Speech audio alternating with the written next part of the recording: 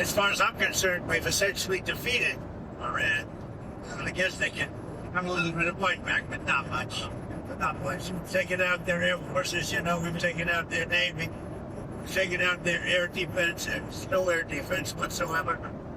We've taken out their leadership times 2, 4, 3, might be 3, find out soon. Are you ready to officially declare victory? I think that we've done damage to them right now. If we left right now, it would take them 10 years and more to rebuild. But I'm still not declaring it over. Our military is incredible. The job they've done is just incredible. President Trump on Air Force One last night giving an update on Operation Epic Fury, saying that the U.S. has wiped out Iran's air defenses, severely weakened its forces. The U.S. carrying out a bomb on Iran's Karg Island over the weekend. This is a strategic island in the Persian Gulf where Iran produces and exports 90% of its crude exports. The State Department announcing a $10 million reward for information on Iran's new supreme leader. That's the Ayatollah's son and other IRGC members. Secretary of War Pete Hegseth told us that the new Ayatollah, his son, was injured in recent strikes and is likely, quote, disfigured. Joining him now is Minnesota Congressman and House Majority Whip Tom Emmer. Congressman, good to see you. Thank you so much for being here this morning. And I guess things are getting dicey with all these moves in commodities, oil prices where they are, fertilizer and aluminum, et cetera, et cetera. Your thoughts on the state of affairs today? Well, first off, Epic Fury is a bold move by the president to end a conflict, literally, that's been going on for almost a half a century, Maria. This is what people don't understand. This war has already been going for years. The brutal regime in Iran has killed more Americans than any other terrorist organization on the face of the planet. So kudos to President Trump and our amazing men and women in uniform that are taking this mission to destroy any offensive capability that Iran may have. And hopefully there'll be a regime change soon, Maria. Yeah, and I agree. They've been yelling and screaming death to America for a long time and threatening Israel for even longer. But as an elected official, you've got to figure out how this calms down markets. We end this at some point, and it doesn't affect your ability to hold on to the majority in several months in the midterms, right? Well, first off, you do the right thing for the right reason, which is what I think our president has done here. Politics are important, but this is about making sure the world is a safer place, not just for Americans, but for everyone, Maria, everyone in the region that Iran impacts. But as we go forward, this is a short-term disruption in the markets. As we know, you had an earlier guest talk about the same kind of spike and volatility that we had during the Arab Spring. This too shall pass as soon as this settles down. And look, I'm bullish on the midterms. President Trump has delivered on the promises that he made, and he's continuing to deliver. And as soon as this conflict is behind us, this mission has been accomplished, you'll see the economy once again be the focus on how it's taking off for all Americans. And that bodes well for Republicans in the midterms. Well, that sounds very practical and very smart. Thank you for that. Really, Congressman. I want to get your take on what comes next in terms of funding this war. I know that you and your colleagues are weighing a supplemental funding package to replenish U.S. stockpiles. Where are we on that? The Pentagon says it spent about $11 billion on the Iran strikes just in the first week alone. They're planning to ask for a package upwards as $50 billion, which has been my reporting. Does that sound like the right number? Well, it could be more than that. Right now, the negotiations with the White House and the relevant personnel are taking place. We expect to see that supplemental request sometime in the very near future. And it's something, unfortunately, that Republicans are going to probably have to pass on their own, because the Democrats are frankly deranged when it comes to President Trump's actions.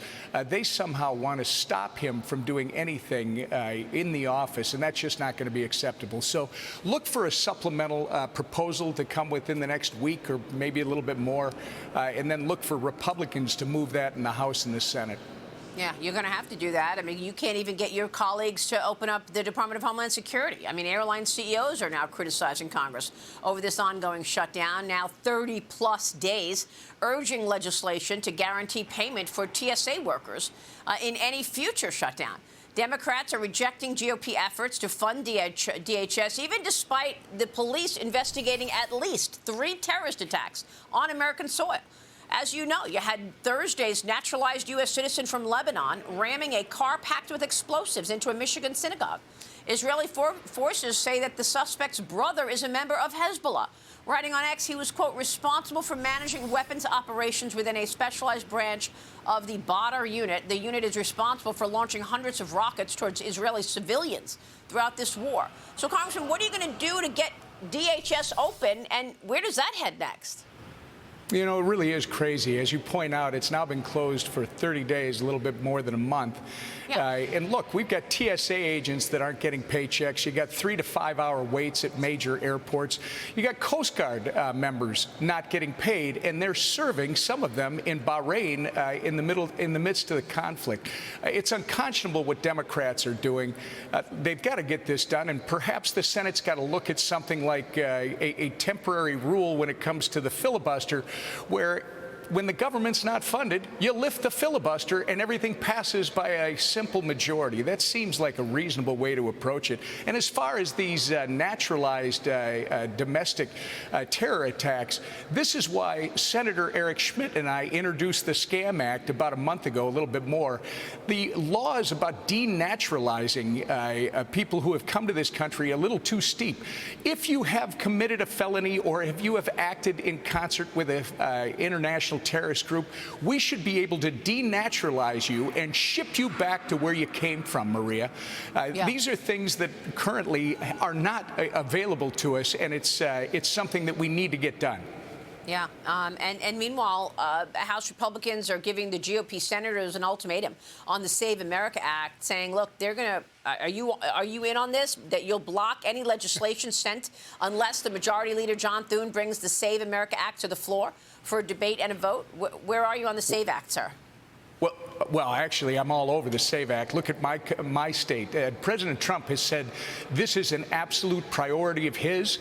You take my state of Minnesota, where we don't have voter ID, Maria, and one person can vouch for up to 8 people at a time to vote in a precinct on Election Day. It's outrageous. It's rife with problems when it comes to making sure that people who are supposed to vote are the actual people casting the vote. And when it comes to the House, yes, I'm going to be involved because I'm the whip and I got to count the votes. And I can tell you right now, we've got a small group of members who have made it very clear that they're not voting for anything until the Senate gets the Save America Act passed into law. Well, how are you going to do it, though? You need the 60 votes, and your colleagues on the left will not do it. I mean, you heard Chuck Schumer. He says it's dead on arrival. Yeah, Chuck Schumer's insane. He's talking about someone proving their identity and their citizenship in order to vote, and he's saying that's somehow stealing an election. Frankly, by blocking this, what Chuck Schumer is suggesting is that fraud is okay in American elections. We don't believe that. 80%, 90% of Americans don't believe that. Time to pass the Save America Act. Unbelievable. Well, look, we're going to be watching this. I got to tell you, I posted a question to our viewers over the weekend. What do you want to hear more about? It was overwhelming. Everybody wanted to hear what the status is of the Save America Act. So you keep fighting. It's what the people want, Congressman. We appreciate your leadership. Thanks, Maria. Thank you so much. Tom Emmer on Capitol Hill. We'll be right back.